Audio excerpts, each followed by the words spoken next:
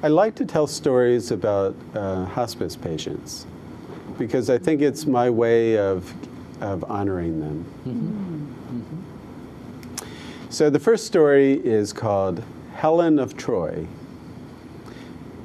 When I first met Helen of Troy, she did not have the face that would launch 1,000 ships like the legend has it. She was a small, elderly, and somewhat frail lady. Just a few days before, she had woken up, and she was having problems breathing. She had her best friend take her to the hospital, and during the exam, the doctor asked her a fairly routine question. When were you last seen by a doctor? And she thought for a while. She said, 39 years ago. So this was not a lady who was anxious about her health. During the exam, the doctor determined that her heart was only operating at 15% of its capacity. And because she was frail and elderly, he knew he could not operate. She would not survive. So he suggested that she contact hospice. And through a friend, I was contacted and I arrived on the scene. I walked into her modest townhome and sat down with her, and she got right to the point. She said, there's 3 things you need to know about me. The first is that when I was a teenager and when I was a 20-year-old, I was a circus performer. I did high wire acts, and I was working on the trapeze. And this was in the days before safety nets. So she was 20 or 30 feet above the circus floor doing death-defying acts. I thought, wow, I would have never guessed that. The second thing I have to tell you, she said, is that I found love quite late in life. I was 50 years old, and I fell in love with a man who was 10 years older than myself, younger than myself, sorry. She had a glorious marriage, but then 10 years later, he died, and she was left a widow at the age of 60. The third thing she had to say to me was that at the age of 68, she decided to adopt a troubled teenager who was into drugs. So she was a single mom at 68 years old. And she raised this troubled teen to be a glorious young woman who was now engaged to be married. Then she said, enough of this chit-chat. I want to get down to the real reason you're here.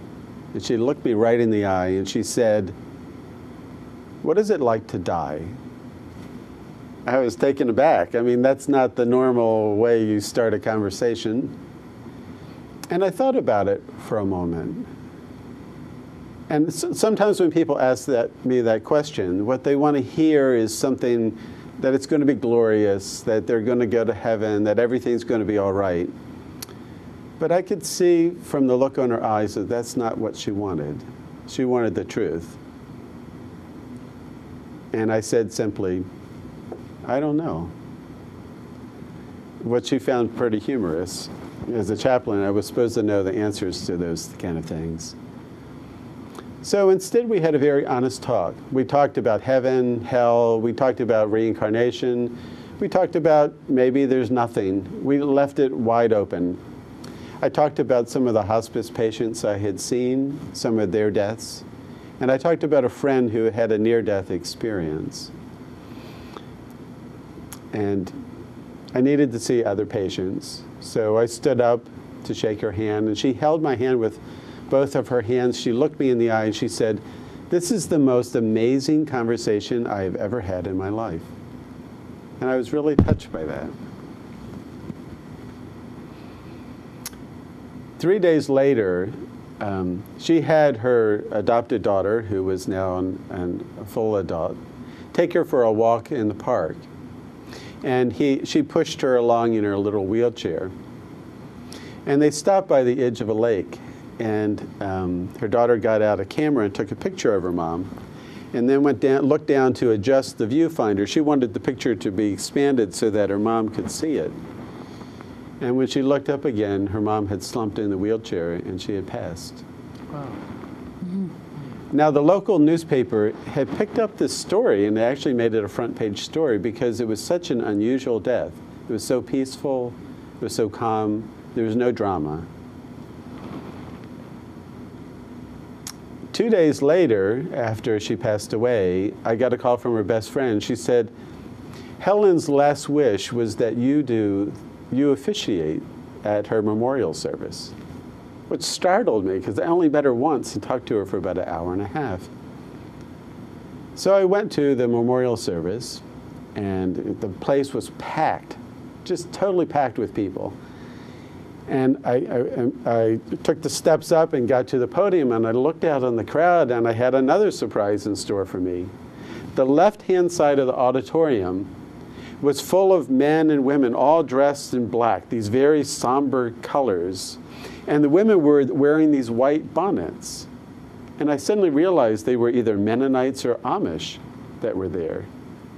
And on the right-hand side of the auditorium, there were all these Buddhist monks with red robes and shaved heads sitting there very regally, fingering their malas and doing their mantras.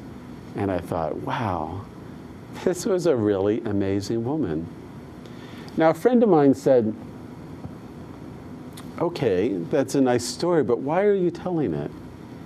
And I had to think about it for a moment. And I realized that in a way, I was grieving a friendship I never had from a person I barely knew.